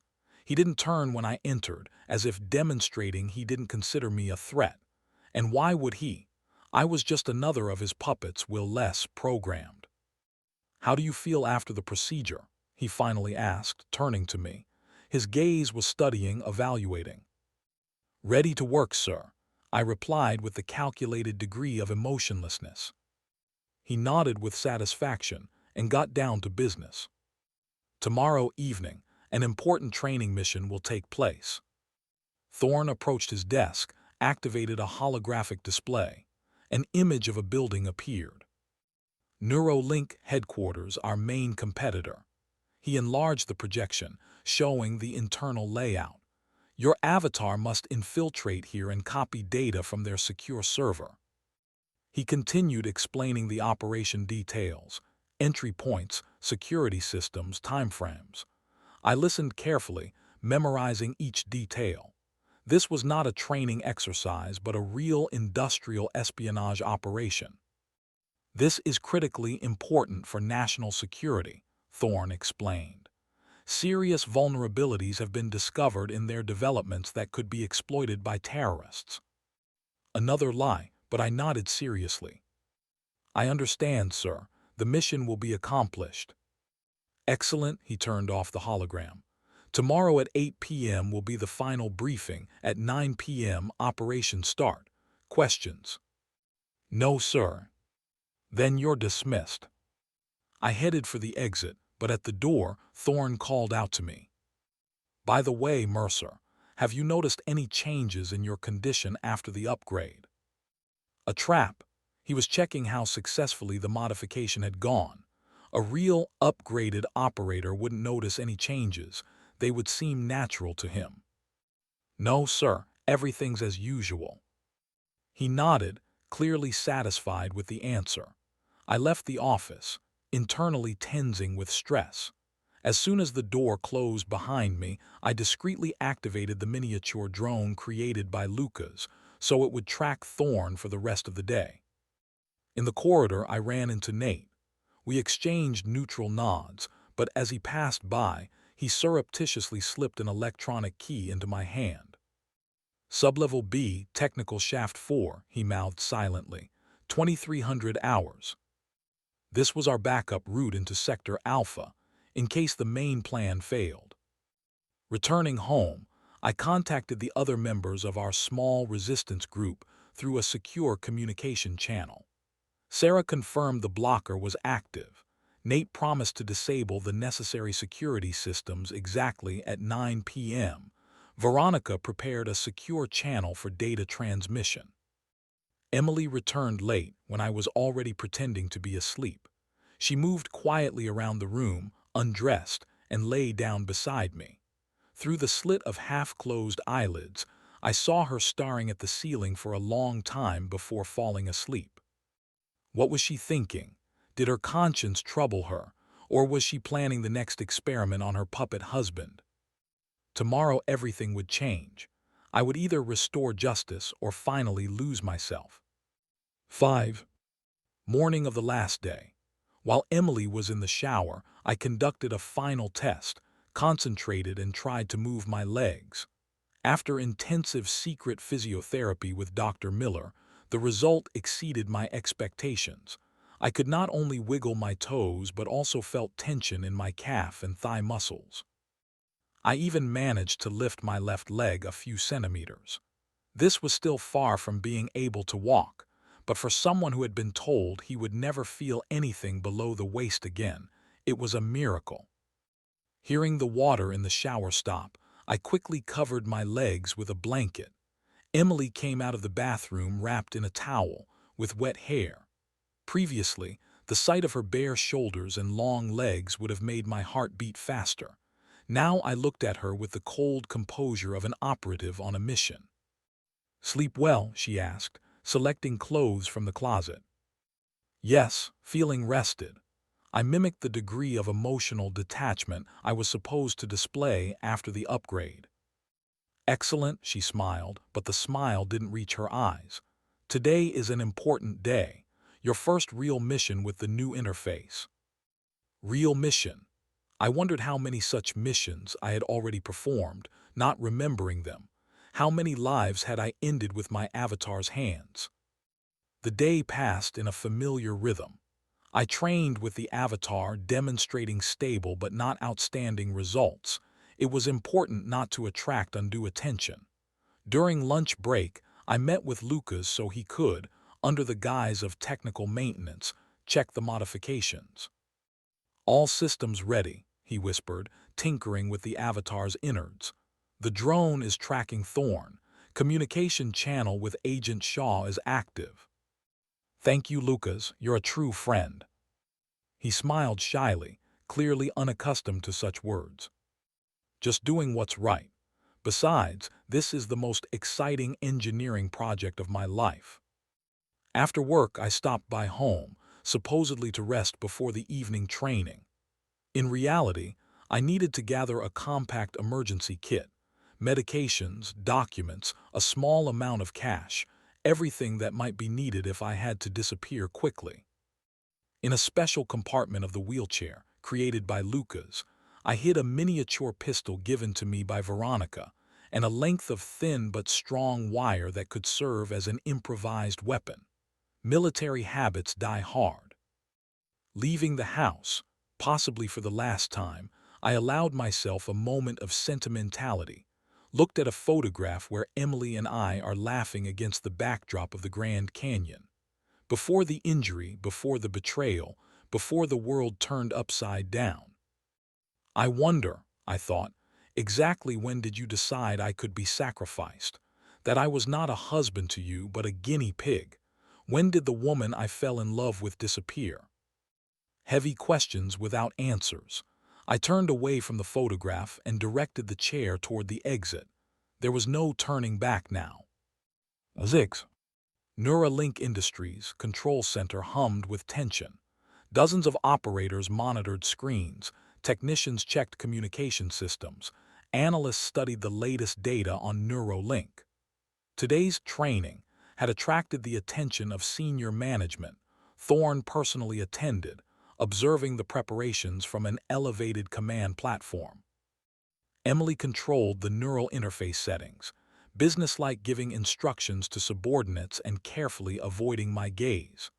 Lucas, more nervous than usual, bustled around the avatar, conducting final diagnostics. "All parameters normal," he reported, secretly winking at me. This was the signal. The hidden modifications were functioning. Nate Fisher, in his security chief uniform, methodically circled the room, checking equipment and personnel. Drawing level with me, he barely perceptibly nodded. His part of the plan was ready. His face was tense but determined. He had made his choice. Thorne descended from the command platform, approached the operators. His perfectly pressed suit and flawless smile created the image of a successful businessman, innovator, philanthropist. Only his eyes, cold, calculating, betrayed his true nature. "Today is an important day for Neuralink Industries," he began a short motivational speech. "The data we'll obtain is critically important for national security. Our analysts have discovered serious vulnerabilities in Neuralink's developments that could pose a threat." I listened to him, experiencing a surrealistic sensation. as if watching a performance where all the actors, except me and my secret allies, believed in the authenticity of what was happening. How easy it is to manipulate people if you have power and a plausible story. And therefore, each of you must strictly follow protocol, Thorne concluded. Questions? No one asked any, of course not. Finally, the moment of connection arrived. They wheeled me to a special chair. Technicians connected electrodes, checked readings. Lucas personally adjusted the neural interface, allegedly accounting for the peculiarities of my upgraded chip. Connection in 5 seconds, Emily announced. 3, 2, 1. I closed my eyes, allowing the system to connect my consciousness to the avatar. The immersion went smoothly, the familiar transition when your own body seems to dissolve, and instead comes the sensation of a metal body. Opening the avatar's eyes, I saw the world through enhanced optical sensors, clearer, brighter, with an expanded spectrum. The control center appeared in a new light. I saw people's infrared signatures, electromagnetic fields of devices, minute details inaccessible to the human eye. Connection stable, Emily's voice sounded in my consciousness. All parameters normal. Begin moving to point A. The avatar, controlled by my will, took its first steps toward the armored transport which, according to Thorne's plan, was to deliver me to the Neurolink building. Everything was going perfectly. Operators monitored the screens. Emily tracked neural interface readings. Thorne watched with a satisfied smile. No one suspected that deep in my consciousness, I had already activated the hidden protocol created by Lucas. The transport would deliver the avatar to a completely different place, while the control center monitors would display a computer simulation indistinguishable from reality. Operation Vengeance had begun, now or never. Chapter 4, Confrontation. 1. The transport module with the avatar smoothly rolled out of Neuralink Industries' garage. Through optical sensors, I saw the night city, the ghostly shimmer of skyscrapers, the light pulsation of highways, endless strings of lights. Beautiful. Even if this was my last evening as myself, I could appreciate this beauty. In the control center, monitors tracked my route to the Neuralink, building on the other side of the city. Emily's voice transmitted coordinates, instructions, warnings. Estimated arrival time, 15 minutes, the operator reported. Target perimeter clear, security systems operating normally. Thorne observed the operation from the command platform, nodding with satisfaction. Everything was going according to plan, according to his plan. But not according to mine. Through the transport module's windows, I saw streets, blocks, intersections flash by. We moved strictly along the assigned route, until I quietly activated Lucas's hidden protocol. Undetectable to surveillance systems, the transport made an unexpected turn onto a side street, while the control center monitors continued to display Lucas's computer simulation, a perfect imitation of movement toward Neuralink. Protocol Mirage activated, I whispered, knowing no one in the control center would hear me. Heading to the real target. The transport turned around and moved back to Neuralink Industries, to a secret underground entrance known only to highest clearance personnel. My heart pounded somewhere there in my real body, but the avatar's hands remained still, perfectly controlled. At the very moment the transport approached the hidden entryway, Nate Fisher executed his part of the plan, activated the emergency maintenance protocol, temporarily disabling certain security systems.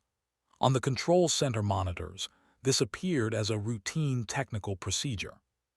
Minor interference in sectors B and C, Nate reported over the internal communication. Nothing critical, standard diagnostics. I mentally thanked him, directing the avatar toward a service door. The underground complex corridors were empty. In the evening, minimal personnel remained here. The few technicians encountered merely nodded, seeing a standard avatar model. Nothing unusual, just another technical movement.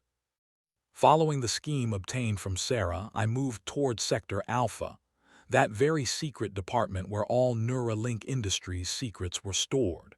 With each step, the risk of detection increased, but my determination strengthened as well.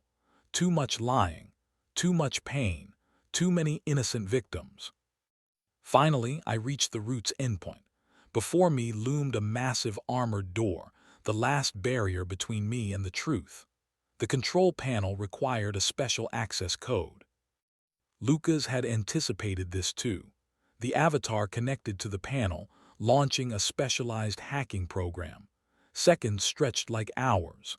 I almost physically felt the internal clock of the Mirage protocol ticking. The computer simulation couldn't last forever. At last, the door opened with a quiet hiss. Behind it lay a vast data storage, rows of server racks, flickering holographic displays, monitors with continuously changing information. The nerve center of Neuralink Industries, storing all its secrets. I took a step inside. Here, in the bowels of the corporate monster, lay the whole truth about betrayal, deception, and murder. Here began my path to justice, or to final destruction. 2. The avatar moved between server racks, scanning data. Internal processors analyzed information at a speed inaccessible to the human brain. In parallel, in the control center, the operator reported, "Transport has reached the destination, beginning infiltration of the Neuralink object." No one there suspected the substitution. The virtual avatar in the simulation followed the assigned scenario, while the real me was in the heart of enemy territory. In the center of the repository, I discovered the main terminal, an interface for accessing the company's most protected data. My avatar connected to the system, using access codes provided by Sarah. Before my eyes unfolded the terrible truth about Neuralink Industries in all its fullness. Dossiers on all 12 disabled operators, including myself, detailed psychological profiles, medical histories, data on families and loved ones. Next to my name was the note priority subject, special control, ideal compatibility indicators, and the signature, project curator, E. Mercer. Further, detailed reports on conducted missions. Some were marked with my code number: 3 political assassinations, 4 industrial sabotage operations, technology theft from competitors. After each mission, a report on the memory erasure procedure. I had killed people and didn't remember it. I was a weapon in the hands of madmen, a puppet on a bloody stage. Financial transactions linked the company to shadow structures worldwide. Medical protocols described creating ideal injuries for future operators. My injury was planned with surgical precision, not to kill, but to cripple in a specific way, to create the perfect operator. With chilling horror, I discovered a document titled Protocol Phoenix, a plan for the physical liquidation of all operators in case of threat of program exposure. Emily was one of the authors of this protocol. My name stood first on the list of elimination objects. The world around me seemed to freeze. Inside the avatar, my consciousness tried to digest the monstrous truth. They planned to kill me. And not just me, all the operators. We were expendable material, not people. Overcoming the emotional shock, I initiated copying the data to a secure server, access to which Veronica had prepared. Copy process initiated, the system announced. Estimated time 10 minutes. This was longer than planned, but there was significantly more information. I activated additional security protocols to hide traces of the intrusion as long as possible. It was at this moment that luck turned away from me. One of the autonomous security systems, independent of the general network, detected anomalous activity and sent a silent alarm directly to Thorn. 3. In the control center, a warning appeared on Thorn's personal communicator. Through surveillance systems, I saw his face change, the mask of the confident leader replaced by a grimace of cold fury. "Something's wrong," he said, rising from his seat. "The Avatar transport, where is it really?" Technicians looked at each other in confusion. On their monitors, everything was proceeding according to plan. The virtual avatar was just breaking into the Neuralink building. Thorne immediately switched to a backup tracking system connected directly to the avatars, bypassing normal channels. His eyes widened when he saw the truth.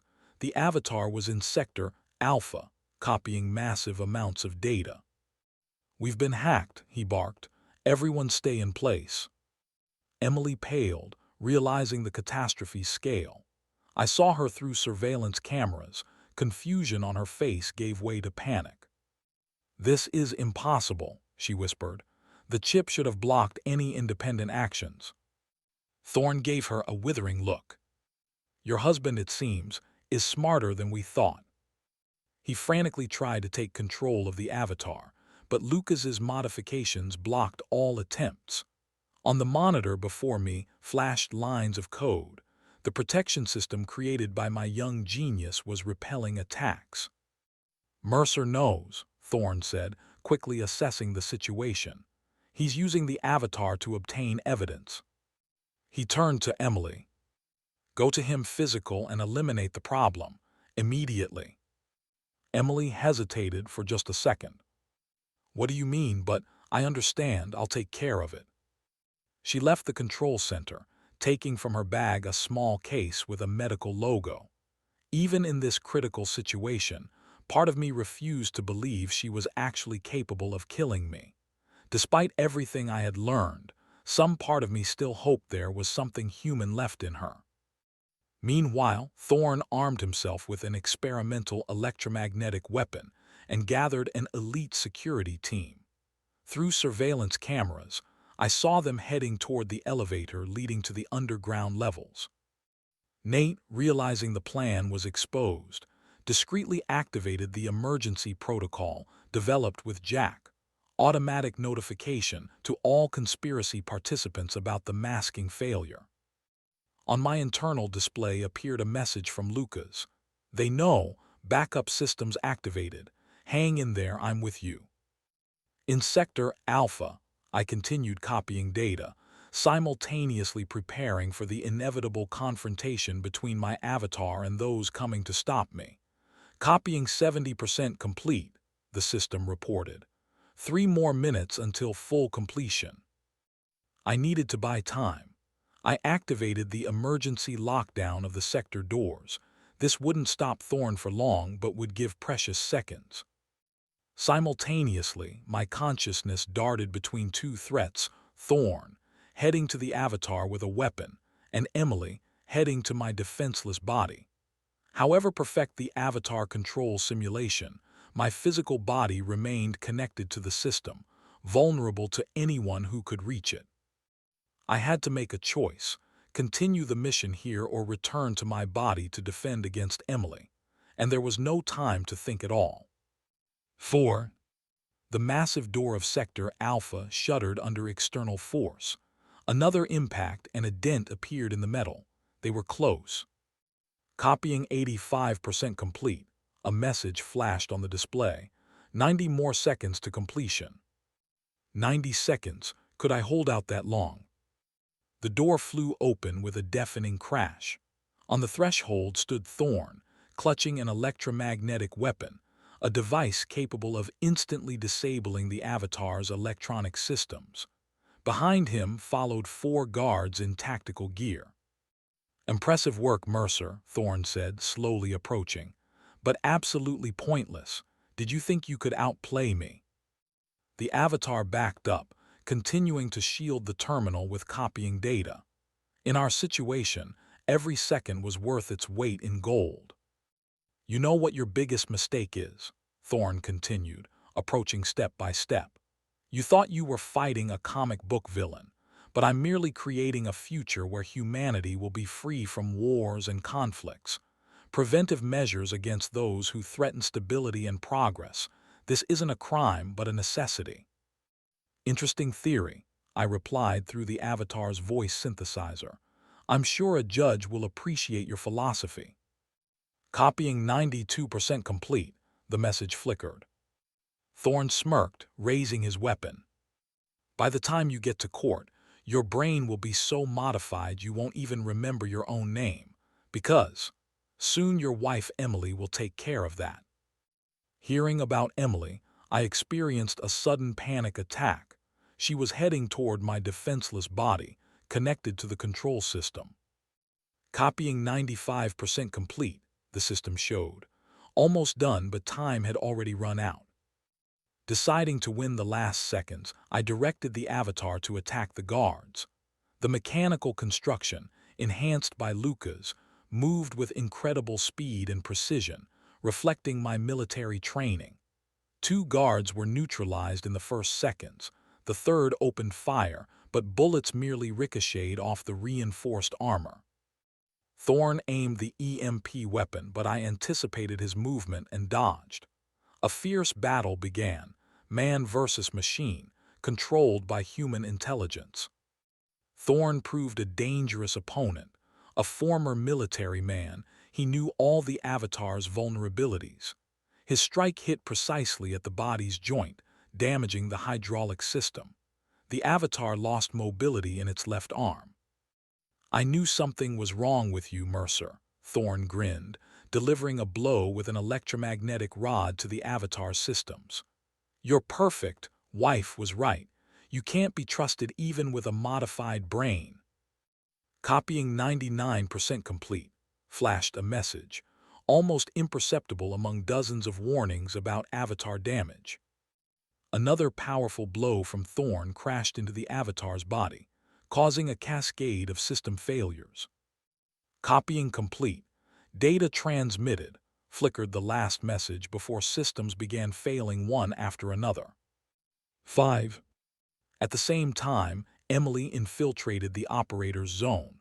Through the Avatar's fatting systems, I connected to surveillance cameras installed by Lucas. She moved confidently, purposefully, knowing every corner. She found me in the office, connected to the control system, helpless, immersed in virtual space. My body sat motionless in the wheelchair, only faint eye movements under the lids betraying brain activity. For a second, regret flickered in her eyes, but she immediately pulled herself together. From the medical case, she extracted a syringe with clear liquid, a neurotoxin that was supposed to forever erase my personality, leaving an obedient shell. "Sorry, Jack," she whispered, approaching me. "Nothing personal, just business." She dumped me from the wheelchair onto the floor, maintaining the connection to the system, so I couldn't realize what was happening in the physical world. In Sector Alpha, the Avatar received more and more damage from Thorne's attacks. Systems were failing one after another. The connection began to break. "You've lost, Mercer," Thorne gloated, delivering the final blow. "The question is just which fragments of your memory will preserve after reformatting." At this critical moment, I activated the Ghost protocol developed by Lucas.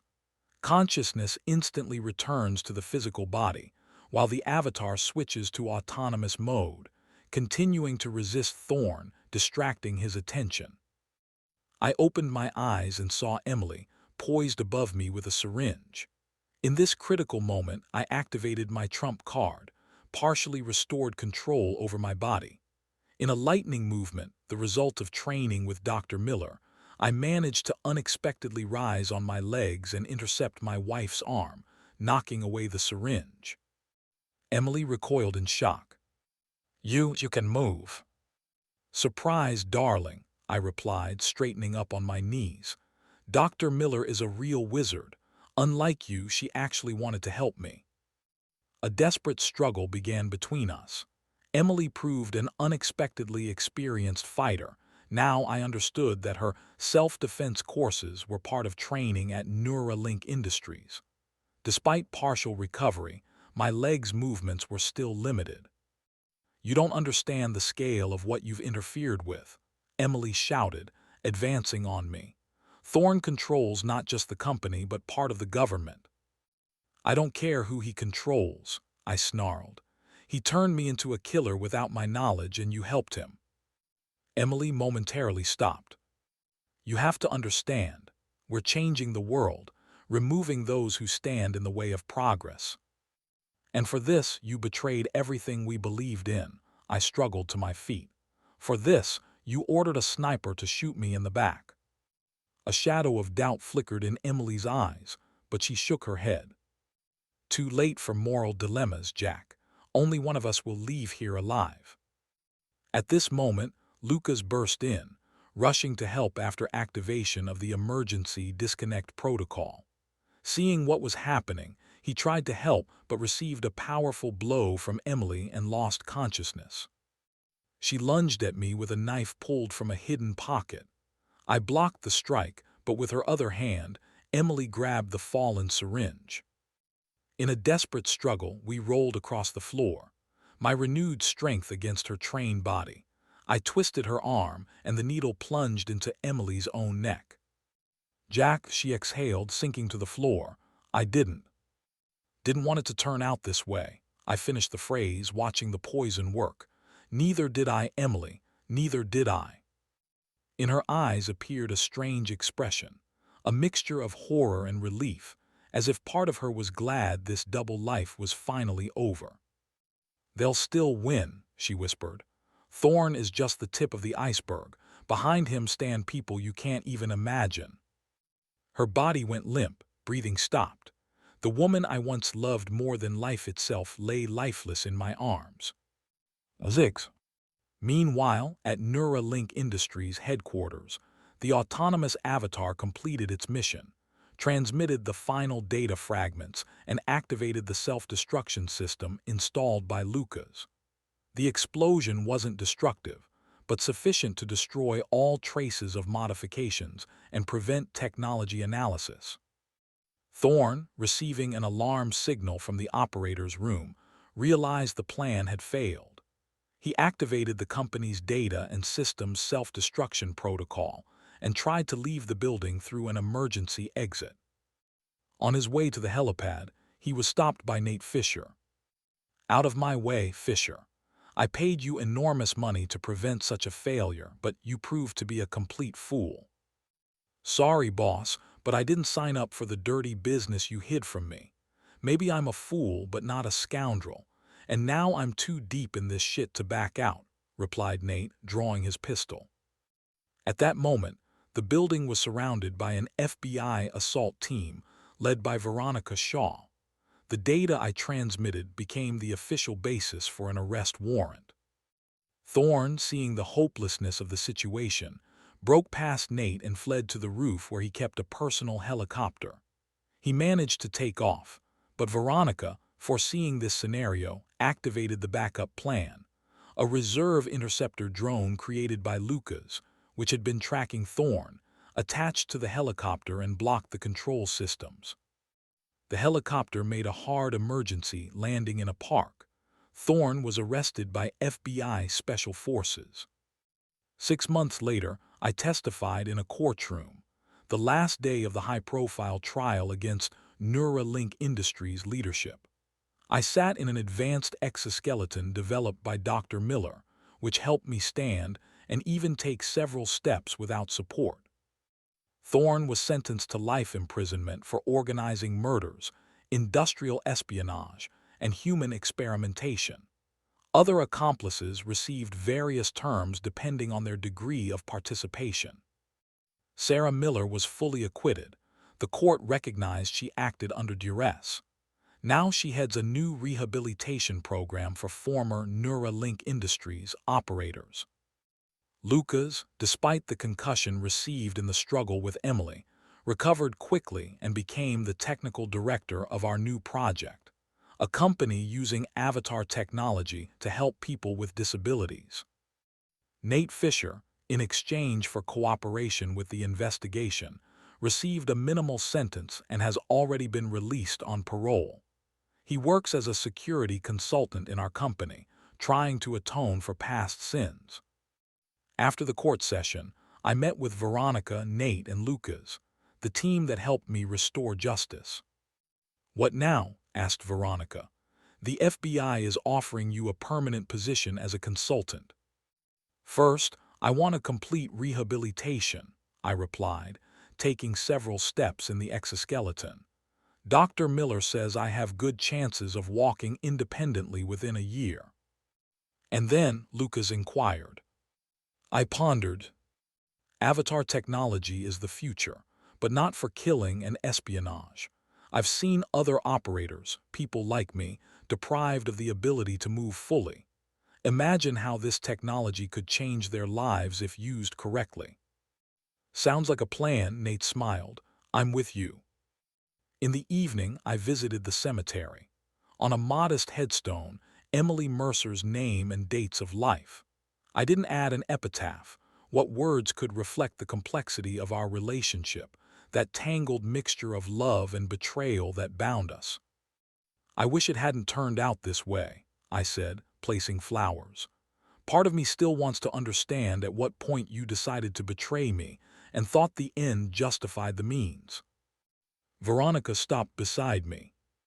You're not to blame for her choice, Jack. I know, but that doesn't make the pain any less. We left together. I moved slowly in the exoskeleton, each step a small victory in the long war for returning to normal life. In the final scene, Lucas and I work on a new generation of avatars, more compact, adapted for rehabilitation and everyday assistance to people with disabilities. You know what's most ironic? I say, testing a new avatar. Thorne wanted to create the perfect weapon, but instead gave me the opportunity to help thousands of people. The small avatar repeats my movement, not for killing or destruction, but for creating a new life. My story didn't end that day when a sniper shot me in the back. It didn't end when I plunged the poisoned needle into my wife's neck. These are just new chapters in a book I continue to write each day, with every step in the exoskeleton, with every new avatar giving someone hope. And if there's anything this struggle has taught me, it's that real strength isn't in the ability to walk, but in the determination to rise after each fall. The end.